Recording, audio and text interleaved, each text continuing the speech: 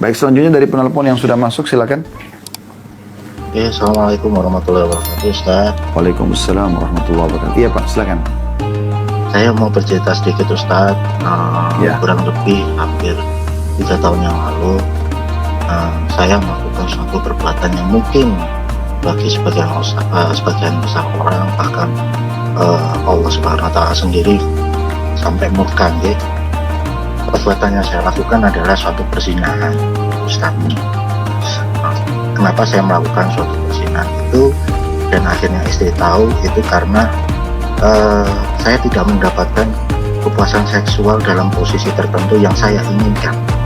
Padahal saya sudah meminta ke istri saya hampir 10 tahun yang lalu, dan sekarang mendekati perkawinan saya yang sudah 12 tahun, Ustaz.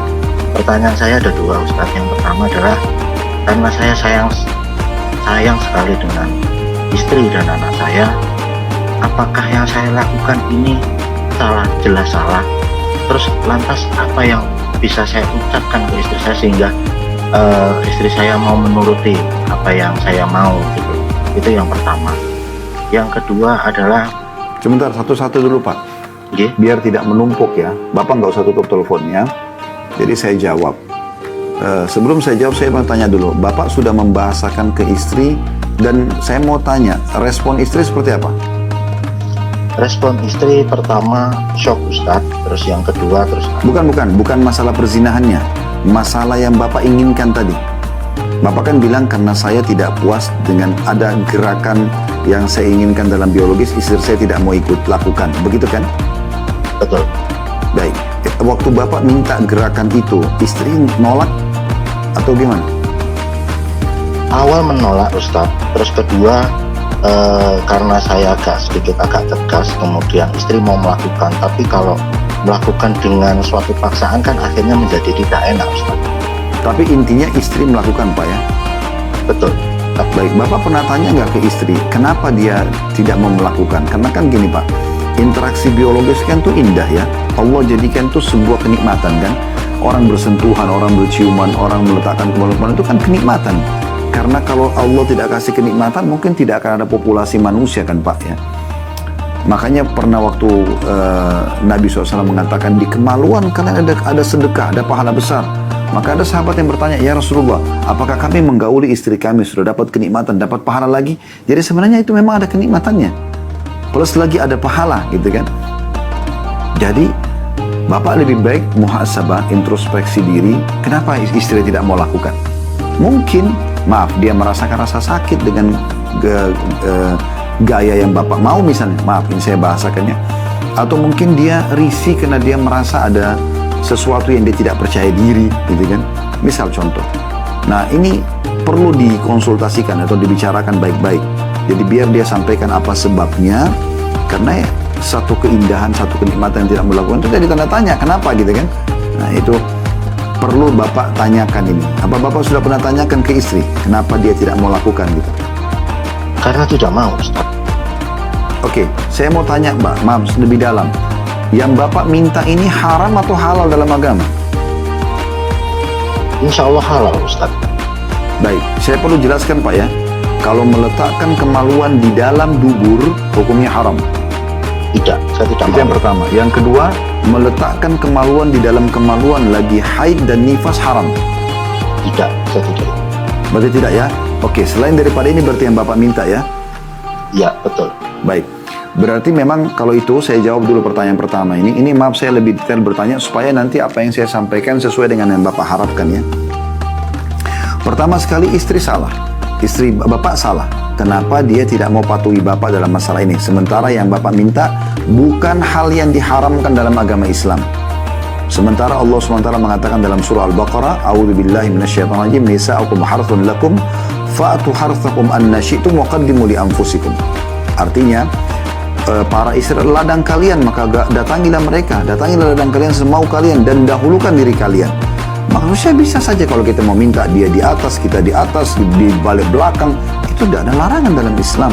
Semua itu dibolehkan dalam Islam, selama bukan tadi meletakkan kemaluan Anda di dalam dubur atau meletakkan kemaluan di kemaluan dari haid dan nifas. Jadi itu harusnya beliau harus patuh dalam masalah ini dan tidak boleh sama sekali melanggar ini ya.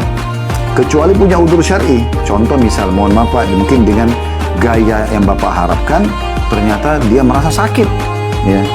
Kan begitu. Walaupun kita tidak perlu rincikan Bapak mau seperti apa gayanya, tapi ada sebagian mungkin wanita atau orang mungkin tulangnya sakit, mungkin ototnya kadang-kadang sering kejang ya. Itu kan berpengaruh Pak ya. Mungkin Bapak mau minta dia tekuk, akhirnya dia rasa sakit, dan itu kan bisa saja. Makanya tadi saya bilang harus dikomunikasikan dengan baik dan tidak boleh dengan tegas ini Pak ya. Dalam interaksi biologis nggak ada istilah tegas Pak.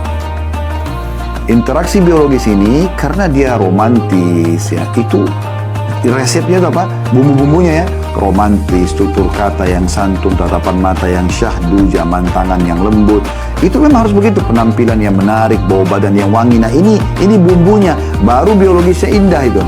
Tapi kalau mata melotot, mulut kasar, bau badan, tegas tadi Bapak bilang, nggak akan ketemu Pak, nggak akan ketemu. Gitu. Ya jadi ini harus Bapak paham ini. Terlebih lagi wanita itu perasaan Pak. Contoh begini, supaya Bapak paham ya. Saya kalau sama Bapak janjian nih, nama Bapak misalnya A, ya, nama saya Khalid misalnya. Saya janjian sama Bapak, A, kita janjian jam 1 siang ya. Terus tiba-tiba Khalid ini, saya ini telat Pak. Saya datang jam 1:30 misalnya siang. Kalau laki-laki sama laki-laki sederhana Pak. Saya cuma tinggal bilang, maaf Pak, ayah saya tadi telat. Ayo kita jalan sekarang yuk. Bapak sebagai laki-laki karena dominan akal, Bapak akan bilang begini. Oke baik Khalid, ayo kita jalan. Kalau laki-laki begitu Pak, simple. Sorry bro, udah kita jalan, selesai. Tapi kalau perempuan tidak Pak, mereka bukan akal, mereka dominan perasaan. Kalau Bapak janjian sama istri jam 1 siang, Bapak datang 1:30, Bapak telat, dia merasa tercoreng perasaannya. Dia nggak bisa kayak laki-laki. Udah ya tadi saya telat macet, sorry, ayo kita sekarang jalan. Nggak bakal mau dia. Ada retorika sendiri, sebenarnya sama, sedang ngajak jalan. Bapak duduk dekatnya, pegang tangannya, tatap matanya, Bapak bicara dulu baik-baik. Tadi begini loh ceritanya, maafin saya, mudah-mudahan ke depan tidak terulang. Nah begitu, sebenarnya sama saja. Tapi menghadapi laki-laki sama perempuan beda Pak. Nah itu kalau cuma janjian telat.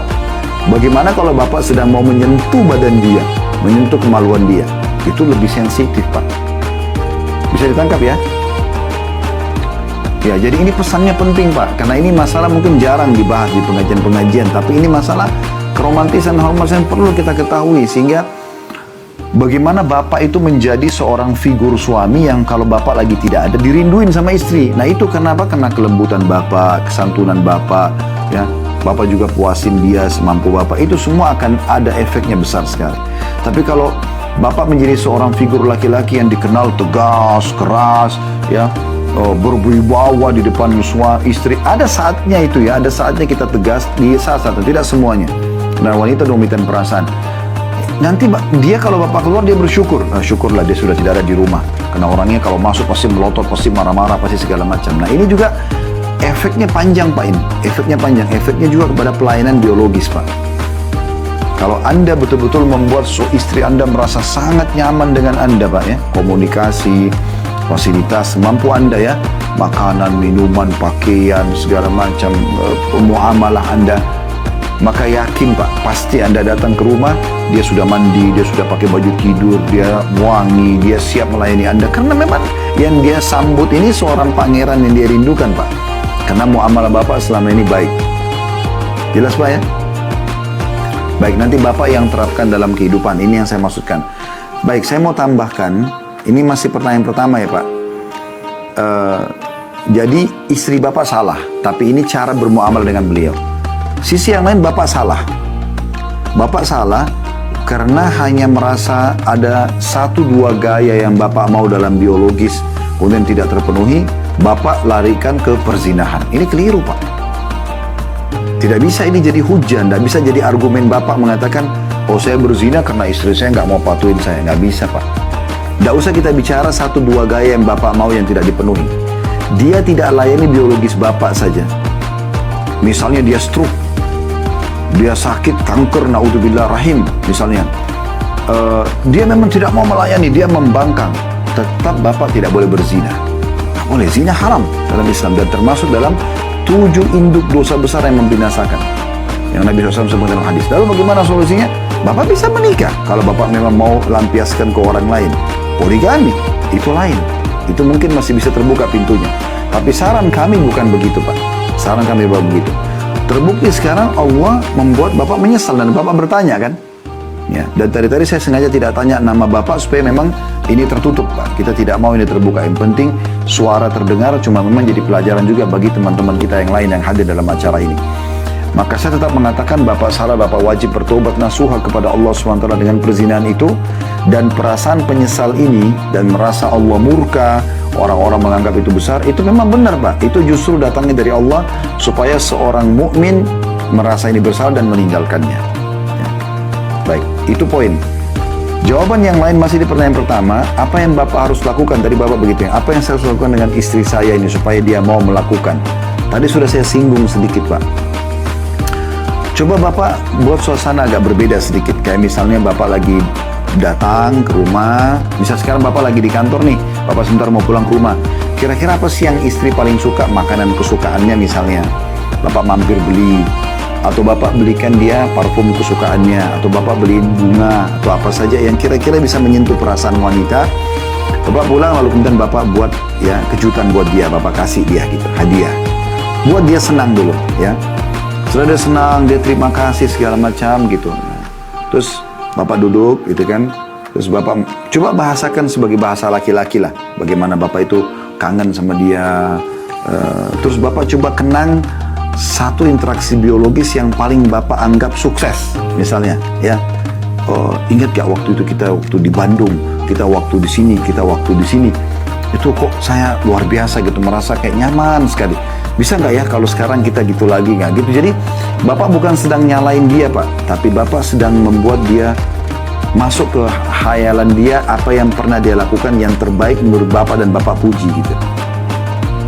Semoga saja pada saat itu dia bilang, oh iya bisa ya, misal contoh. Nah Bapak interaksilah sama dia dan Bapak jangan sama sekali tunjukkan sikap-sikap seperti yang kemarin tegas. Saya mau begini, harus begini. Enggak. Sentuh pun dia dengan penuh kelembutan, Pak, gitu. Nah, kalau dia sudah melakukan walaupun cuma 30% atau 50% dari yang Bapak harapkan, Bapak puji dia. Wanita itu suka pujian, Pak. Beda dengan kita, laki-laki kita nih, walaupun kita sudah tiap hari banting tulang kerja, kasih uang istri, anak, banyak pun kita nggak butuh dikatakan, oh terima kasih. Kita biasa aja laki-laki. Kalau perempuan tidak seperti itu, dia suka dipuji. Kalau ada sesuatu yang dia lakukan walaupun kecil, dia berharap itu kayak jadi sesuatu yang besar gitu. Ya Bapak puji aja, tidak ada ruginya puji. Bahkan dalam memuji pasangan boleh berbohong, Pak. Ya. Oh tadi itu luar biasa, saya betul-betul merasa puas. Sebenarnya Bapak kurang puas, itu bisa. Nanti tinggal kita kembangin lagi ya. Nah, jadi sebenarnya tujuannya sama, supaya istri bisa memenuhi apa yang Bapak inginkan, tapi dengan retorika yang tepat untuk menghadapi wanita. Allahu a'lam. Begitu Pak ya. Lantas kira-kira, baik, mohon maaf, ini yang pertama ya. Pertanyaan keduanya tadi apa? Lantas kira-kira, jujur saya maaf Ustaz, agak bindeng karena saya terharu dengan Ustaz berkata seperti itu. Lantas kira-kira apa yang mungkin atau bisa kemungkinan terjadi pada anak saya, karena jujur saya mempunyai anak perempuan dan saya juga mempunyai anak laki-laki, karena saya takut banget terhadap anak perempuan saya nanti ke depannya terjadi kenapa-napa karena kesalahan. Maksudnya karena perzinahan Bapak gitu ya? Betul. Baik, Bapak taubat nasuha, Pak. Bapak taubat nasuha. Nabi SAW bersabda, at-taubah tajubbu ma qablaha. Taubat itu akan membersihkan semua kesalahan yang lalu, termasuk bekas-bekasnya, Pak. Dengan izin Allah, Bapak tulus, sebagaimana Imam Nawawi rahimahullah mengatakan, taubat nasuha dengan 3 syarat. Meninggalkan dosa itu seketika. Bapak pernah berzina, berhenti. Yang kedua, sesali. Yang ketiga, berjanji sama Allah, antara Bapak sama Allah saja berdua, janji tidak akan mengulanginya. Insya Allah dengan 3 syarat ini Bapak tulus, dimaafkan kesalahan Bapak, dan tidak akan berefek kepada anak-anak. Merasa najis kalau seumpamanya saya sholat gitu, bertobat kepada Tidak boleh Pak, tidak boleh. kira Itu was-was syaitan. saya gitu loh. Kadang saya Jangan, tahu sendiri Bapak bahwa jangan merasa, maaf saya potong dulu. Bapak jangan merasa saya karena pernah berbuat zina ini terus saya ini najis menghadap Allah, saya tidak layak lagi. Itu was-was syaitan Pak. Tidak boleh ada sama sekali. jujur Ya, saya takut Ustaz. kenapa? Saya takut. Saya takut mengucap seperti itu karena saya tahu tujuh perbuatan dosa yang ada di Al-Quran itu, salah satunya perzinahan, itu yang membuat saya takut untuk. Baik, Bapak sekarang sudah taubat belum sama Allah, pada Allah? Saya hanya melakukan kewajiban sholat, terus kemudian doa seperti biasa. Tapi kalau tobat saya takut mengucap itu karena takut ya kayak Ustadz ya kayak saya tuh kayak najis gitu loh Ustadz, kayak seperti ya Allah, kok hambamu ini melakukan ini, sudah tahu ada hukumnya, tidak boleh. Saudaraku, Pak begini, saudaraku seiman, jangan kecilkan hati Bapak, jangan buat Bapak ini seperti orang yang tidak akan diterima oleh Allah. Allah akan murka sama Bapak seumur hidup. Enggak. Rahmat Allah luas Pak, rahmat Allah luas. Allah itu dalam hadis Bukhari Pak, sangat gembira dengan taubat hambanya. Taubat ini, kata Nabi SAW, sungguhnya Tuhan kalian Allah lebih gembira dengan taubat hambanya dibandingkan seseorang di antara kalian yang membawa seluruh bekalnya di atas tunggangannya, di atas unta, ke padang pasir yang tidak bertuan. Kemudian dia tidur di bawah sebuah pohon, lalu unta dan bekalnya semuanya hilang. Unta itu pergi dengan semua bekalnya. Pada saat dia bangun, dia cari keliling-keliling tidak ketemu. Dan di saat dia sudah putus asa, tidak bisa lagi ketemu dengan untanya di padang pasir yang tidak bertuan, dia yakin dia akan mati. Dia mengatakan pada diri dia sendiri, saya akan kembali ke bawah pohon tadi yang saya tidur dan saya berharap tidak bangun lagi, saya sudah meninggal dunia. Maka dia kembali ke pohon itu, kata Nabi SAW, baru dia tidur. Waktu dia bangun, dia temukan untanya di depan dia dengan bekal-bekalnya. Bagaimana gembiranya dia bisa melanjutkan kehidupan? Allah lebih gembira daripada orang itu dengan taubat hambanya. Allah itu gembira kalau Bapak taubat. Jadi jangan bersangka buruk dengan Allah SWT. Kita semua pernah berbuat dosa Pak, bukan cuma Bapak, semua orang pernah berbuat dosa, tapi dosanya berbeda-beda gitu kan. Tapi kita dalam Islam dianjurkan untuk tidak bersangka buruk dengan Allah dan yakin rahmat Allah luas. Rasa takut yang muncul dalam hati itu tanda keimanan Pak. Itu karena Allah menanamkan dalam hati seorang hambanya supaya dia mau bertobat. Jadi Bapak harus rangkul itu dengan taubat. Sekarang antara Bapak sama Allah SWT, Bapak tinggalkan perbuatan itu. Bapak ini kan sekarang Bapak sudah nyesal nih, karena Bapak merasa dosa, Bapak merasa ketakutan. Oke. Sekarang tinggal Bapak bilang, ya Allah bantu hambamu ini supaya tidak mengulanginya. Udah Bapak setelah itu beristighfar kepada Allah Subhanahu Wa Taala. Lalu Bapak lakukan apa yang Bapak lakukan sekarang dari ibadah-ibadah. Ya, Begitu ya Pak? terima kasih Ustaz. Terima kasih. Baik, sama-sama. Assalamualaikum warahmatullahi wabarakatuh. Waalaikumsalam warahmatullahi wabarakatuh.